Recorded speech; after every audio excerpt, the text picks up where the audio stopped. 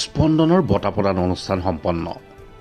সাহিত্যৰ জৰিয়তে কাব্য সাধনা আৰু চৰ্চাৰ অন্যতম গোট স্পন্দন শব্দৰ পৰা হৃদয়লৈ উদ্যোগত আজি গুৱাহাটী প্ৰেছ ক্লাবত আয়োজিত এক বঁটা প্ৰদান অনুষ্ঠানত লক্ষেশ্বৰ হাজৰিকা স্পন্দন বঁটা 2022 প্ৰদান কৰা হয়। উল্লেখযোগ্য যে এইবাৰৰ লক্ষেশ্বৰ হাজৰিকা স্পন্দন বঁটা লাভ কৰে উত্তৰ লখিমপুৰ মহাবিদ্যালয়ৰ ছাত্ৰ কেশৱ চাৱে।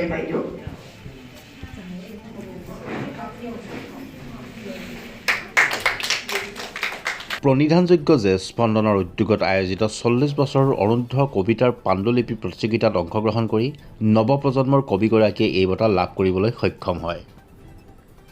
ইপিনে আজিৰ সভাত বিশিষ্ট অতিথিৰ আসন অলংকৃত কৰি সভাখন গাম্ভীৰ্যপূৰ্ণ কৰি তোলে ক্ৰমে বিশিষ্ট সমালোচক পৰি হিলৈদাৰী, কবি সাহিত্যিক মনজিৎ সিং, বিশিষ্ট অনুবাদক বিপুল দেউৰী আৰু গল্পকাৰ গীতালী বৰাই।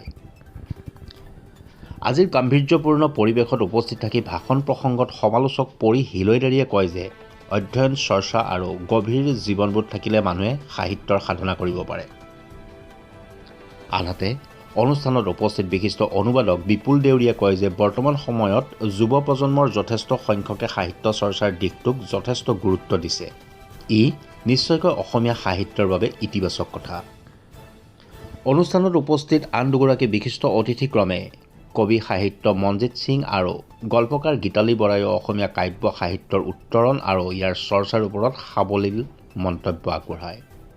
অনুষ্ঠানত উপস্থিত থাকি লক্ষেশ্বৰ হাজৰিকা বঁটা সম্পৰ্কত ভাষণ আগবঢ়াই লক্ষেশ্বৰ হাজৰিকাৰ পত্নী নিবেদিতা হাজৰিকাই। স্পন্দনৰ সভাপতি ময়ূৰী দত্তই আগধৰা আজিৰ বঁটা প্ৰদান অনুষ্ঠানত উপস্থিত থাকে শতাধিক সাহিত্য আৰু কাব্য অনুৰাগী।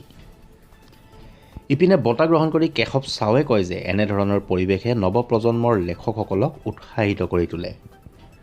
উল্লেখযোগ্য যে এই বঁটাত আছে পাটৰ চেলেং চাদৰ, কিতাপৰ টোপোলা, পাটৰ গামোচা, প্ৰশস্তিপত্ৰ আৰু নগদ 10,000 টকা। ধন্যবাদেৰে বিভিন্ন খবৰ, গুৱাহাটী।